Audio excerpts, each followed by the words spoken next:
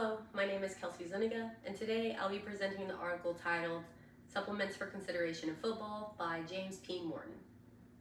This article discusses evidence-based sports supplements that may improve performance, recovery, and training adaptations in football athletes, but emphasizes that supplements should never replace a well-balanced diet.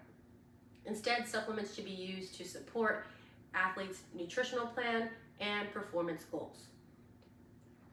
The author starts by explaining that football athletes often experience a progressive fatigue during competition. This is due to repeated high-intensity activities such as sprinting, jumping, and fast changes in direction. Due to these demands, sports scientists and nutritionists often gauge whether certain supplements can maintain performance, enhance recovery, and support training adaptations. But the article stresses that supplements should only be used if they're safe, legal, backed by scientific evidence, and individualized to the athlete. The first supplement discussed is caffeine.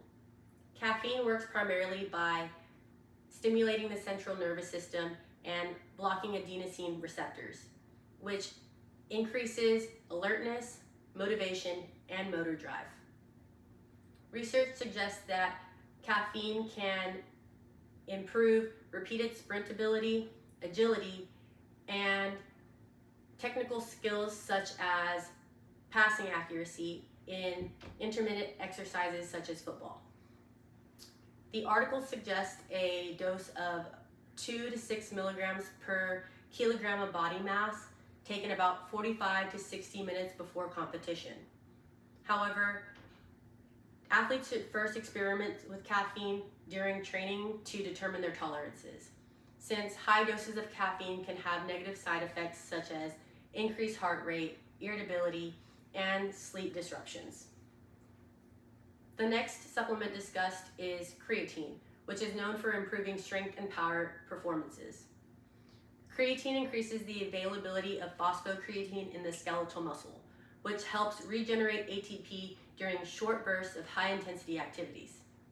And since football includes repeated sprinting and explosive movements, creatine supplementation can help improve repeated sprint performance and support strength and power adaptations from resistance training. The article explains that a common protocol includes a loading phase of 20 grams per day for 5 days, followed by a maintenance dose of 3 to 5 grams per day. But athletes can also take smaller doses over a longer period of time to gradually increase muscle creatine storages. The next supplement discussed is beta-alanine, which increases muscle carnosine levels. During high-intensity exercise, hydrogen ions build up in the muscle, which contributes to fatigue. Carnosine helps buffer these hydrogen ions, allowing the muscles to maintain performance and delay the onset of fatigue.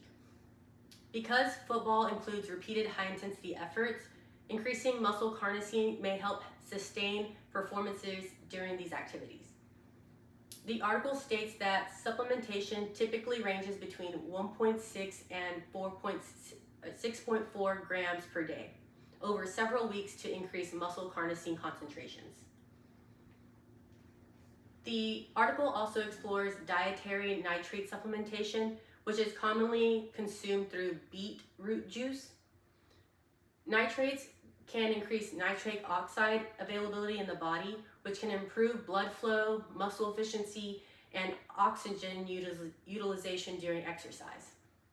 Some studies show that nitrate supplementation can reduce oxygen costs of exercise and improve endurance performance. However, the evidence in elite football players is still limited, so the authors recommend that athletes test nitrate supplementation in training before using it during competitions. In addition to performance supplements, the article discusses protein intake for recovery and muscle adaptations. Consuming protein after training or competition stimulates muscle protein synthesis, which supports muscle repair and adaptations. The article suggests that approximately 20 to 30 grams of high-quality protein particularly whey protein, is sufficient to maximize protein synthesis after exercise. It also notes that consuming casein protein before sleep may help with support overnight recovery. The final supplement discussed is vitamin D, which plays an important role in bone health, immune function, and muscle performance.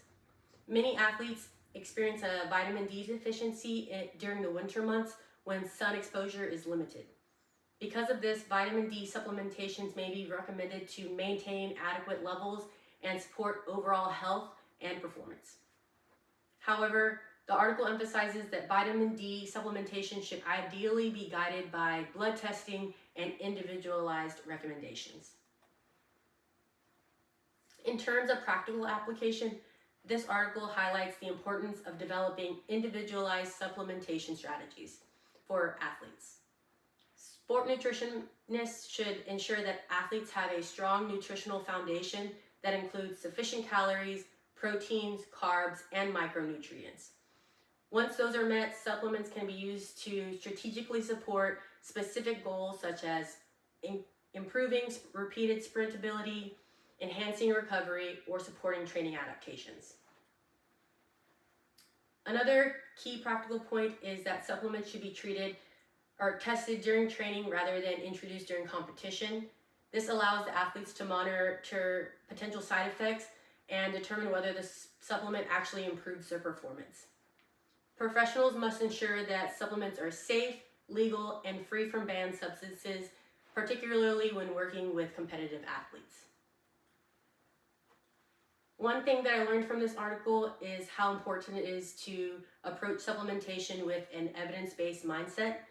Many supplements are marketed as performance enhancers, but only a few of them have a strong scientific support. This article helps clarify which supplements currently have the most evidence, and such as caffeine, creatine, and also highlight other supplements such as beta-alanine and nitrate, which still requires a little bit more sport-specific research. Overall, this article shows that supplementation can be a useful tool for improving performance, recovery, and training adaptations in football players, but they must be used strategically, safely, and alongside a well-balanced diet. When applied correctly by sport nutritionists, supplementation can help athletes better manage the physical demands of training and competition.